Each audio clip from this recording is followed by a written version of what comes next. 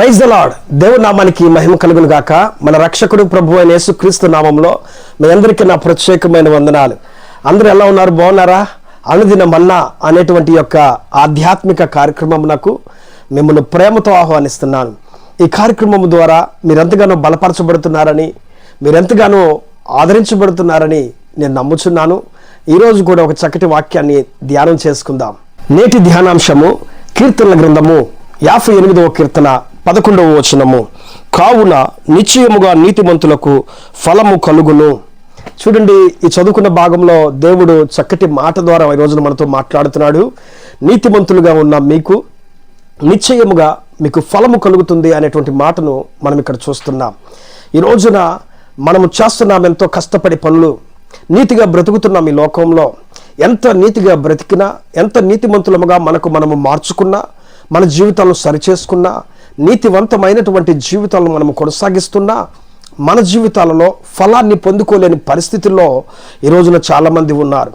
ఏ ఫలము పొందుకోలేని పరిస్థితుల్లో, ఏ అనుభవంలోనికి వెళ్ళలేని పరిస్థితుల్లో, ఎటువంటి ఫలము మన దగ్గరికి రాలేని పరిస్థితుల్లో ఈ రోజున చాలామంది బాధపడుతున్నారు.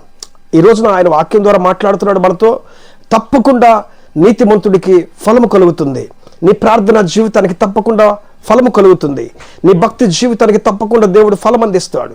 నీ యొక్క దైనందిన జీవితంలో దేవుని మీద ఏదైతే నువ్వు ఆశ పెట్టుకొని కనిపెట్టుకొని నువ్వు ఉన్నావో, నీ ప్రార్థనకు, నీ ఆశకు, నీ కనిపెట్టుకునేటువంటి స్వభావమునకు తప్పకుండా ఫలము అనేటువంటిది ఒక రోజున దేవుడు అందిస్తాడు. పురారా బైబిల్ గ్రంథంలో నోవా తరములో ఎంతో మంది ఉన్నారు.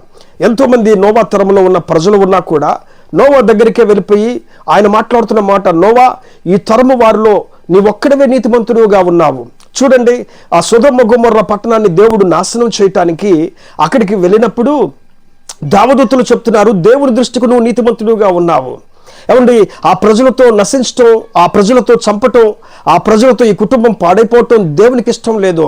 అతడి యొక్క నీతివంతమైన జీవితాన్ని బట్టి అతడికి ఫలాన్ని నేను అందించాలి, అతని కుటుంబాన్ని నేను కాపాడాలి, అతని కుటుంబాన్ని నేను బయటకు తీసుకురావాలి, అతని కుటుంబాన్ని నేను వృద్ధులకి తేవాలి, ప్రమాదం నుంచి నేను తప్పించాలని దేవుని యొక్క ప్రణాళిక. ప్రియులారా, దేవుని యొక్క ఆలోచన చూడండి. మనం ఆలోచించేటట్టుగా దేవుడు ఆలోచించడు. మన యొక్క ప్రణాళిక చొప్పునగా దేవుడు ప్రణాళిక ఉండదు, కానీ మన తలంపులు లాగా దేవుని యొక్క తలంపులు ఉండవు. కానీ ఆయన ఆలోచనలు వేరు, మన ఆలోచనలు వేరు, మన తలంపులు వేరు, ఆయన యొక్క తలంపులు వేరండి. ఆయన అంటున్నాడు ఇక్కడ చక్కటి మాట, అనేక మందితో నా బిడ్డ నాశనం అవటం నాకు ఇష్టం లేదు. నా బిడ్డ దీవించబడాలి, నా బిడ్డ ఆశీర్వదించబడాలి, నా బిడ్డ వృద్ధులనికి రావాలి, ప్రమాదం నుంచి తప్పించబడాలి. నోవా, ఈ తరము వారిలో నీవొక్కడివే నా ఎదుట నీతిమంతుడివై ఉన్నావు అని చెప్పి అంటున్నాడు. ఏమంటే, కోటీశ్వరులు ఉండొచ్చు, డబ్బున్న వాళ్ళు ఉండొచ్చు, ఆ రోజుల్లో విద్య కలిగిన వారు ఉండొచ్చు, జ్ఞానం కలిగిన వారు ఉండొచ్చు, ఆ రోజుల్లో ఉన్న టెక్నాలజీలో అనుభవం కలిగిన వారు ఎంతోమంది ఉండొచ్చు. కానీ నోవా మాత్రమే దేవుని యొక్క కృపకు అర్హుడిగా ఉన్నాడు, నీతివంతుడుగా ఉన్నాడు దేవుని దృష్టికి. నా దృష్టికి నువ్వు ఒక్కడే నీతిమంతుడుగా ఉన్నావు అని చెప్పి, నీ ఫలాన్ని నువ్వు పొందుకో నోవా అని చెప్పి దేవుడు అతనికి తగిన ఫలాన్ని అందించినట్లుగా, అతన్ని కాపాడినట్లుగా, తన కుటుంబాన్ని రక్షించినట్లుగా బైబిల్లో మనం చూస్తున్నాం. పిల్లారా, ఈ రోజున మీరు ఏ పరిస్థితిలో ఉన్నా, ఈ రోజున మీరు ఎలాంటి సిచ్యువేషన్లో ఉన్నా, ఈ రోజున మీకు ఎలాంటి ఇబ్బందులు ఎదురవుతున్నా, నీతిమంతులకు తప్పకుండా దేవుడు ప్రతిఫలాన్ని ఇస్తాడు. ఒక రోజున ఆయన ఇచ్చే ప్రతిఫలము మనం పొందుకున్న రోజు చెప్పలేనంత సంతోషము, చెప్పలేనంత ఆనందము, చెప్పలేనంత గొప్ప ఆనందముతో, సంతోషంతో మనం నిండి ఉంటాము, పరవశులమై ఉంటాం. కాబట్టి నిరాశ చెందాల్సిన అవసరం లేదు, బాధపడాల్సిన అవసరం లేదు. ఆ చెరసాల్లో ఉన్నాడు యోసేపు, ఆ పోతిఫర్ ఇంట్లో ఉన్నాడు యోసేపు, కానీ ఎంతో బాధపడ్డాడు, ఎంతగానో ఇబ్బంది పడ్డాడు. కానీ ఒక రోజున దేవుడు తన నీతివంతమైన జీవితానికి ఐగుప్తు దేశానికి ప్రధానమంత్రిగా చేసినప్పుడు ఎంత సంతోషించాడో, చెప్పలేనంత ఆనందాన్ని పొందుకున్నాడు కదా. నీతిమంతుడి యొక్క ఫలము నిశ్చయముగా వారు అనుభవిస్తారు. ఈ రోజున మీ ఫలమును మీరు నిశ్చయముగా అనుభవించుదురుగాక. దేవుడు మీ కుటుంబానికి తగిన ఫలాన్ని అందించునుగాక, తగిన ఆశీర్వాదాలు అందించునుగాక, తగిన గొప్ప జీవితాలను మీకు, మీ కుటుంబానికి, మీ బిడ్డలకు అనుగ్రహించునుగాక.